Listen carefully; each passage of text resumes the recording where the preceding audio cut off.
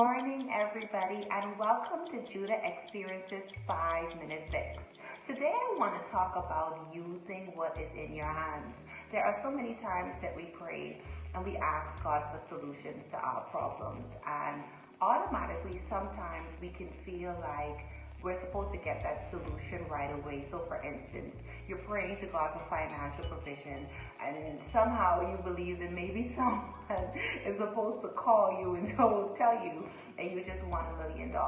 But oftentimes it doesn't work that way. More often than not, in prayer, what happens is God would give us the tools and the solutions to achieve the answers to our prayers. So just like the above example, rather than sending someone to write you a check for $1 million, although that would be really nice, God will probably give you a business idea or some type of strategy to actually get the answer to that prayer. And so today I want to tell someone to use what is in your hands. I love the story of David and Goliath, especially because David is a perfect illustration of using what is in your hands. So the first thing to do is assess what is in your hands. Think of what is it, if you're praying to God for financial provision, what is it that I'm good at? What are some things that I can do? What are my talents? Oftentimes we use our talents and our gifts so naturally that we don't even realize that it is a gift or it is a talent. In the illustration of David, David could have said, this armor don't fit me. This armor, Saul's armor, isn't a good fit for me. Therefore, I can't use his sword. I can't use his knife. So you know what? I'm not going to go against Goliath because obviously I'm going to need some type of weapon. Instead, David said, you know what? I'm going to use what's in my hand. I have a few stones, but I'm going to use this to stand up against the giant that is in front of me. He assessed what he had in his possession that he could use for that battle rather than making excuses. Secondly, know that what is in your hand is enough.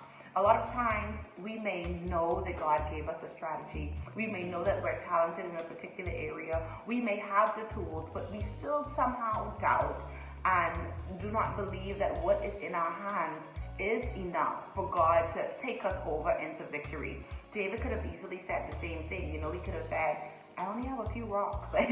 What can I do with a few rocks? Instead, he didn't just look at the rocks. He knew that there was a God that was backing him, and God would help him display this giant in front of him. And in that same way, what is in your hand, little is a lot when God is in it. Little is much when God is in it. You may think that, listen, this talent is too small, this little money is too small, this gift is too small, maybe I'm not good enough. Maybe I've made so many mistakes. But know that little is much when God is in it. What's in your hand is enough because it's not about what's in your hand. It's about the God that is going to breathe the supernatural on that natural, that's going to breathe the super on that natural and make it more than enough to provide whatever it is that you need. But first, you have to assess what's in your hand, and you have to actually believe that what is in your hand is enough.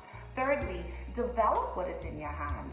So many times we kind of don't think of the practical sense of things. So if you are already gifted at something, the reality is that gift probably came to you in raw form, right? So let's think about the story of the talents. In the story of the talents, those persons, they had to multiply the talents and the gift that God gave them. How? Through developing it and using it. So if you are already good at something, think of ways that you can actually develop that thing that is in your hand. Maybe it may look like taking a course. It may look like getting a mentor or a coach. It may look like just praying and seeking God for deeper strategy. But think of ways that you can develop and maximize that thing that God has placed in your hand. I want to encourage someone today, know that little is much when God is in it. Noah, God didn't give him the ark. He gave him the instructions and the tools on how to build the ark. And whatever it is that God has placed in your heart, whatever it is that God has placed on the inside of you and He's nudging you to do, know that because there's something on the other side of that. Know that because there's a victory on the other side of that. Your answered prayers await, but it's going to take you getting up